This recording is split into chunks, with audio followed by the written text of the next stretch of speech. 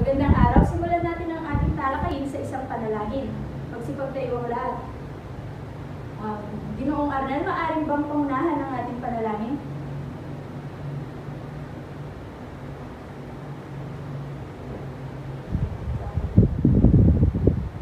Maraming salamat. Maaari na kayo umupo.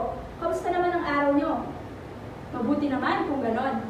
Para sa ating attendance, meron bang lumiban sa klase ngayong araw? Yung secretary, meron bang lumiban sa ating klase ngayong araw? Magaling, dahil walang lumiban sa inyong klase, bigyan nyo yung mga sarili ng power clap. Power. Bago tayo dumako sa ating aralin, magkakaroon muna tayo ng balik-aral. Ano nga ba ang ating talakayin kahapon? Yes, Miss Ana. Tama. Maraming salamat.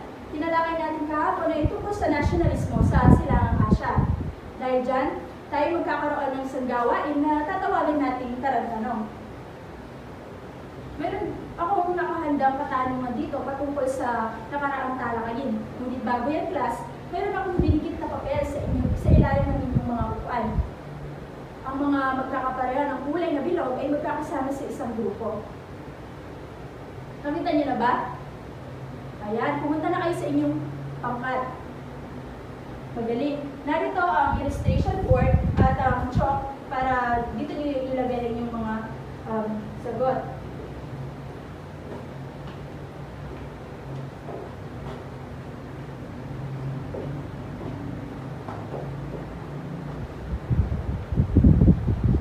Ang bawat tamang sagot ay mayroong akong ibibigay ni star na may kaakibat na puntos na ididikit niya sa inyong notebook bilang recitation. Ito yung star. Ngunit paalala, ang sino mang mahuhuli at mapapatunayang nandaraya ay hindi na magkakaroon ng pagkakataong maglaro. Handa na ba kayo? Kung kayo handa na, atin ang simulan.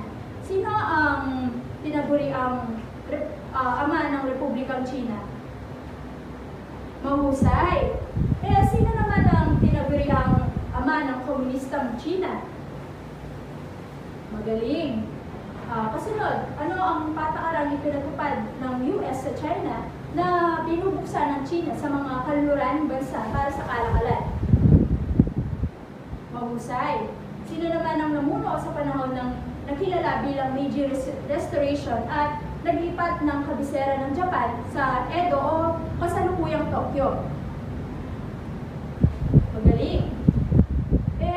Ano naman ang naitatag sa China noong 1800s at tumutukoy ito sa mga rehiyon sa China kung saan nangingibabaw ang karapatan ng kalulaning bansa sa kontrolin ng ekonomiya at pamumuhay ng mga tao dito? Magaling mga bata. Lubos nyo nang naiintindihan ang nakaraan nating talakayin. Ngayon ay dadako na tayo sa panibagong aralin. At para dun sa mga nag-participate at magpa-participate pa mamaya, kunin din ninyo ang inyong score mamaya bago matapos ang klase. Maliwanag ba? Okay. Handa na ba kayong umpisahan ang ating panibagong aralin sa araw na ito? Mabuti naman kung ganon. Ngunit bago tayo tuluyang lumako sa ating bagong paksa ngayong araw, magkakaroon muli tayo ng isang gawain na tatawagin natin ipakita ko, tunguin mo. Nagustuhan niyo ba ang ating ginawang kagawain? Mabuti naman at nagustuhan niyo. Ang larong ating ginawa ay may kinalaman sa ating panibagong aralin.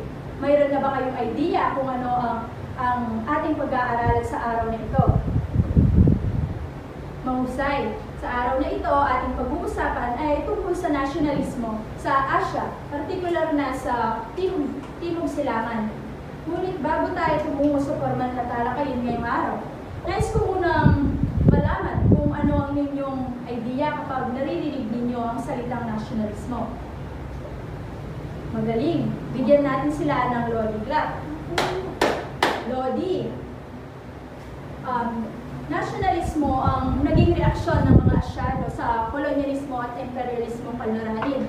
Kung natatandaan nyo pa ang naunang aralin, ano ang idinulot ng hindi makatarungang patakaran na ipinatupad ng mga kaluranin sa mga lupain na kanilang sinakop? Anyone? Yes, Jero.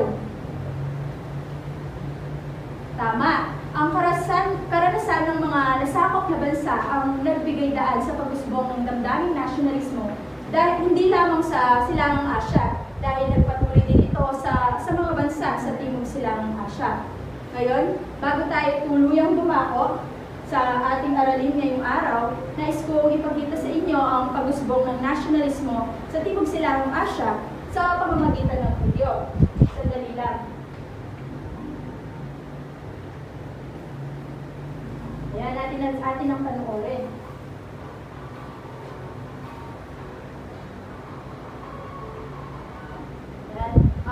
Batay sa inyong napanood, ano ang mga salik at pangyayaring nagbigay daan sa pag-usbong at pag-unlad ng nasyonalismo sa Timog Silangang Asya? Yes, Nicole. Magaling. Dahil sa hangarin ng mga Asyano na wakasan ang panghihimasok ng mga kaniraning bansa sa kanilang kinamulatang pamumuhay at makamtan ang kalayaan, ano naman ang naging paraan ng mga Asyano upang maipamalas nila ang damdaming nasyonalismo? Any idea? Yes, Brian.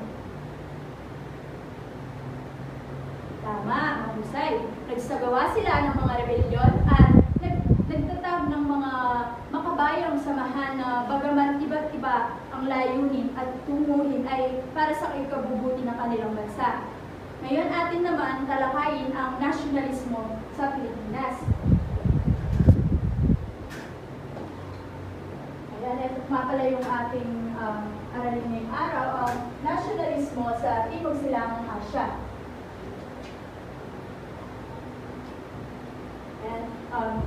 Dito tayo sa nasyonalismo sa Pilipinas.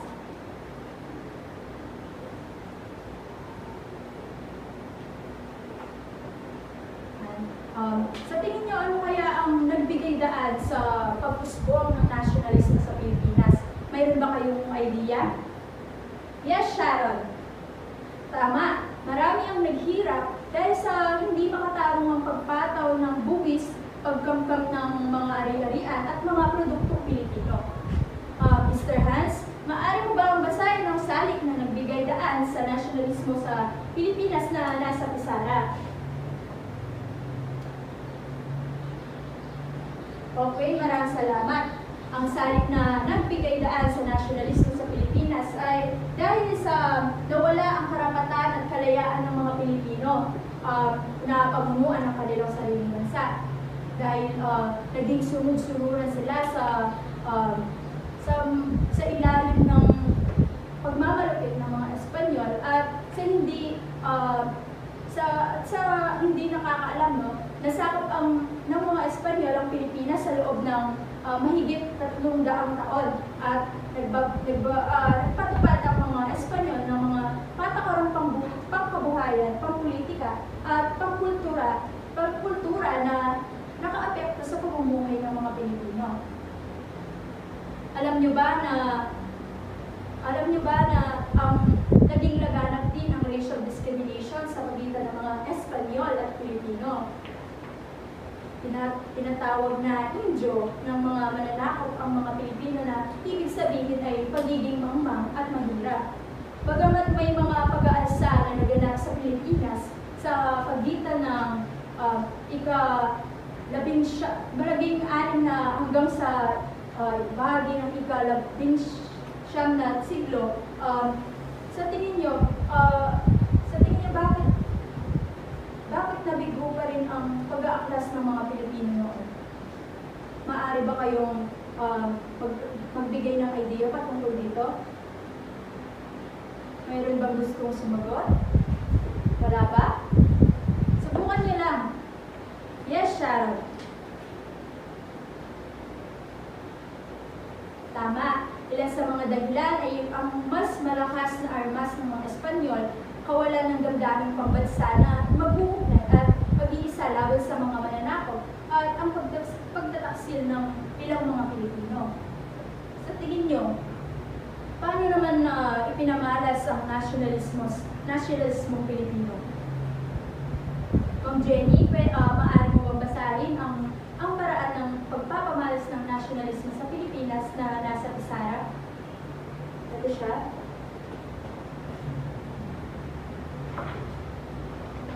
Okay, maraming salamat. Pinasimulan ito ng mga ilustrado na nagtatag ng kilusang propaganda at ipinagpatuloy ng mga katipunero na nagpasimula ng katipunan. Kilala niyo ba ang nasa larawan? Tama, siya si Jose Rizal na ating pambansang bayani. Pinamunuan ni Jose Rizal ang kasamahan niyang propagandista ang damdaming nasyonalismo sa pamamagitan ng pagsulat ng mga aklat tulad ng nobela, tula, sanaysay at artikulo sa pahayagan upang ipahayag ang kanilang mga hangarin para sa Pilipinas. May ideya ba kayo kung ano ang opisyal na pahayagan ng kilusang propaganda? Yes, Miranda. La Liga Filipina ba? Yes, Andrew. Mahusay. La Solidaridad ang opisyal na pahayagan ng kilusang propaganda. At by the way, yung La Liga Filipina ay isang samahan na itinatag ni Jose Rizal sa Pilipinas na layuning maging malaya ang Pilipinas sa Espanya sa mapayapang paraan. Ito. Sino itong nasa larawan? Tama. Siya ay sino nga ulit? Magaling. Siya si Andres Bonifacio na isa ring bayani ng Pilipinas at ama ng katipunan. Dahil pinamalas niya ang kanyang pagmamahal sa bayan sa pamamagitan ng pagsasagawa ng himagsikan at revolusyon. Bagamat natalo, pinakita ng mga Pilipino ang kanilang kahandaan at nagbuwis ng buhay para makamit ang miniling kalayaan. Ngayon, dumako naman tayo sa nasyonalismo sa Indonesia. Ano naman sa tingin niyo ang nagbigay daan sa pag-usbong sa nasyonalismo sa Indonesia? Mr. Arnel, maaari mo bang basahin ang salik na nagbigay daan sa nasyonalismo sa Indonesia na nasa pisaran? Okay, maraming salamat.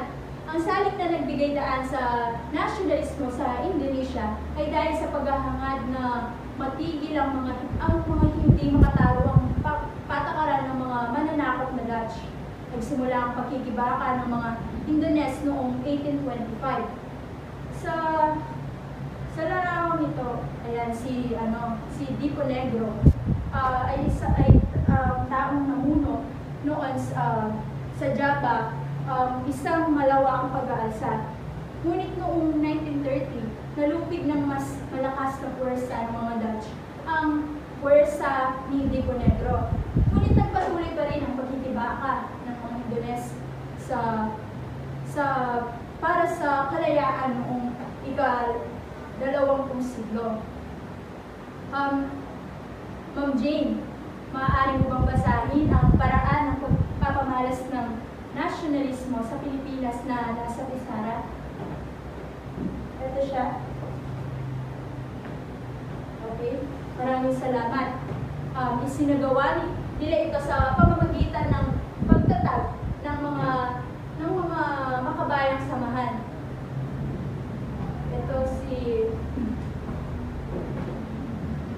Ito ang Budi Utomo, ang samahang pangkultura na pinamumunuan ni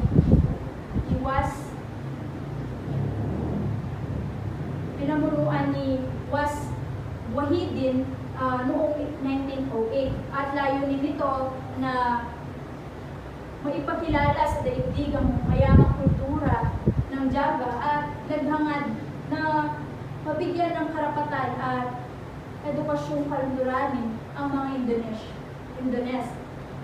At ang Sarakat Islam naman, ang samang pinamumuan ni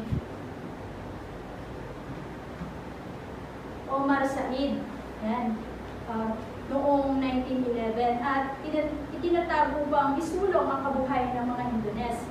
Binagyan din ang politikal na kalagayan ng Indonesia.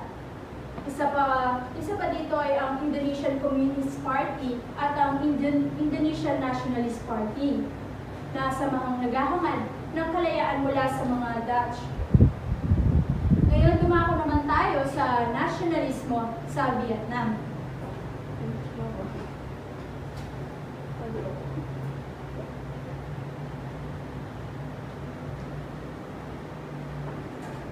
May idea ba kayo kung ano ang katawagan sa bansang Laos, Vietnam at ang Cambodia noong panahon ng mga Pranses? Yes, Arnel. Tama. French Indochina ang katawagan sa bansang Laos, Vietnam at Cambodia noong panahon ng Impyernong Pranses. Miss Lorena, maaari mo bang basahin ang salik na nagbigay daan sa nasyonalismo sa Vietnam? Okay, maraming salamat.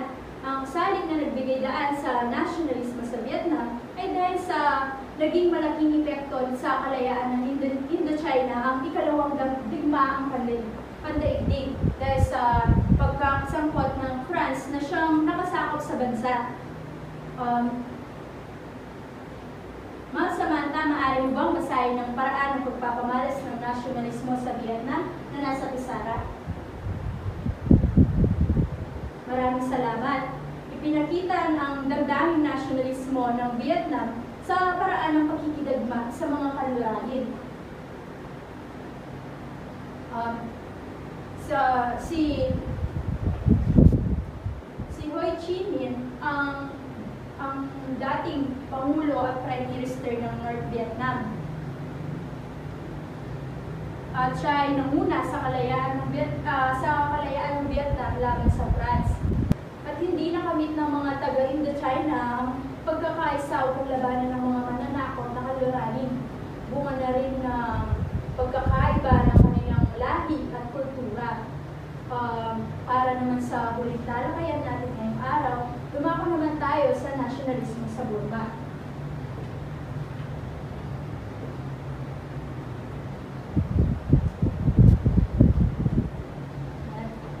Burma. Miss Erica, maaari mo ba basahin ang salik na nagbigay daan sa nasyonalismo sa Burma?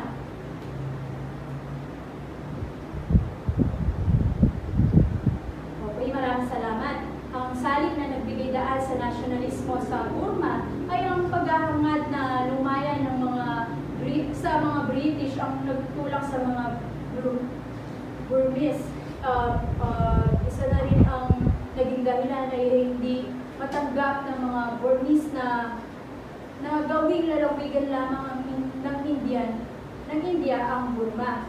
At ipinamalas ang damdaming nasyonalismo ng mga Burmese sa pamamagitan ng rebellion at pagtatag ng mga bayang samahan. Si Sayasan, ang monghe at posisyan na naghangad ng mas maayos na pamumuhay para sa kanilang sa kanyang mga kababayan at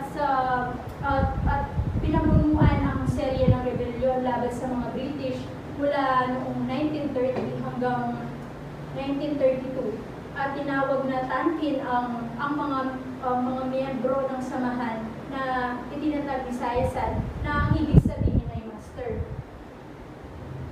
Subalit sa kabila ng paglaya mula sa mga British ay nanatili pa din ang katotohanan na sila ay sakop ng isang dayuhang bansa. Alam niyo ba kung anong bansa ito? May idea ba kayo? Wala ba? Wala bang magtataas ng kamay?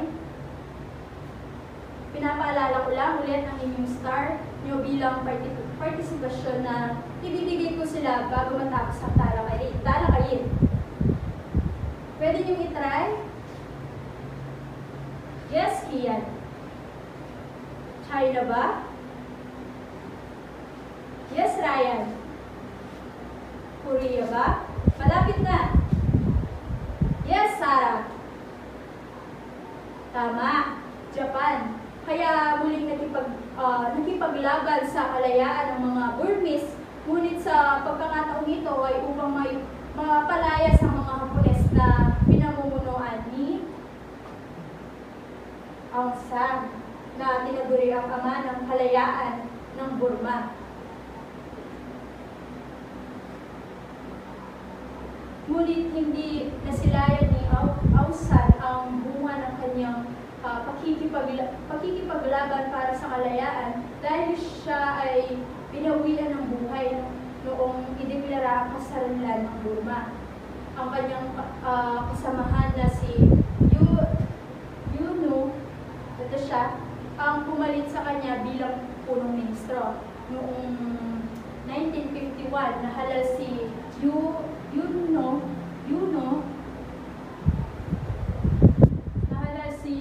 bilang Pangulo ng bansa at naulit ito noong 1956.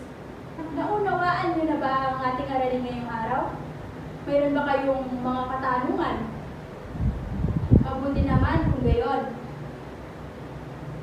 Sa pangkalahatan, lubos na naramdaman ang kalupitan ng kolonyalismo at imperialismo kaluranin sa Timog Silangang Asya.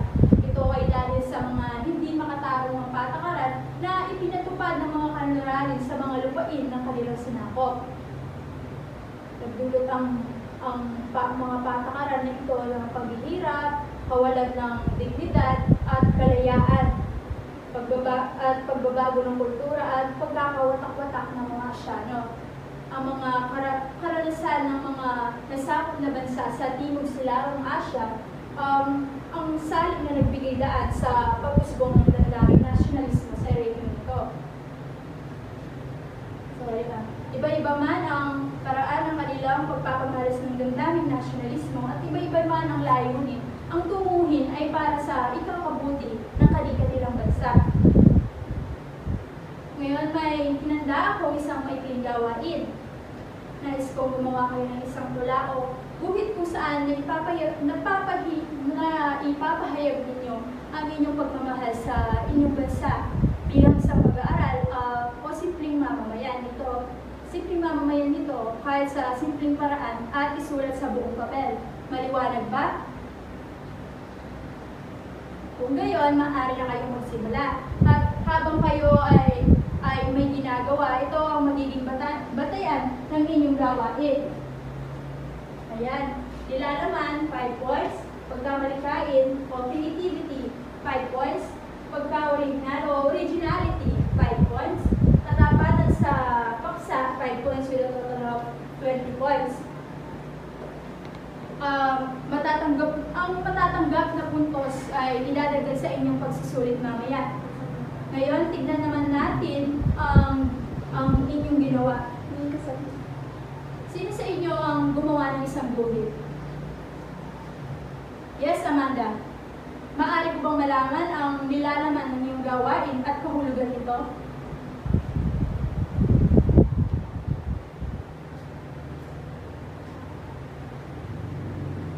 Maraming salamat. Maaari ka lang umupo.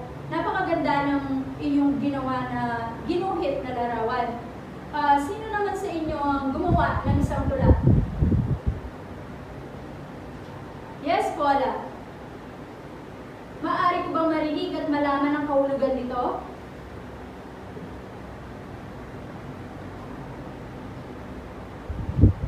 Magaling. At hindi naman kailangan na ialin din natin ang ating buhay para maipakita natin ang pagmamahal sa bayan. Siguro bilang mamamayan o mag-aaral, maaari nung ipagmalaki ang ating pagiging Pilipino kahit sa simpleng paraan lamang. Para sa ating muling gawain, meron ako ay nais kong basahin yung pahayag nito ni Andres Bonifacio na sipi mula sa kanyang tula sa paraang pangawit. Ito siya.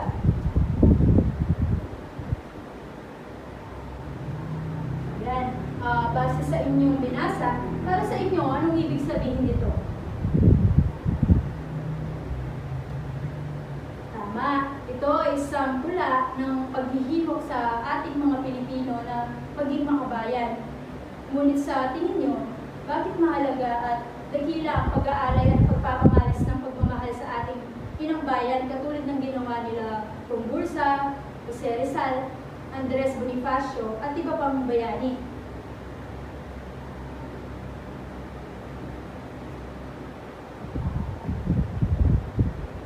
Mahusay, dahil kung mamahalin ng bawat mamamayan ang kanilang bayan, Walang dahilan upang hindi ito umunlad. At ang simpleng pagtangkilik at pagbili ng produktong gawa sa ating bansa at pagmamahal at pagsasabuhay ng mga kultura at mga tradisyon ay marahil isang payak na paraan, ngunit ito ay mag-isa upang maipakita ang pagmamahal sa bayan. Wala na bang katanungan? Sigurado kayo? Wala na ba? Okay, mabuti naman kung gayon.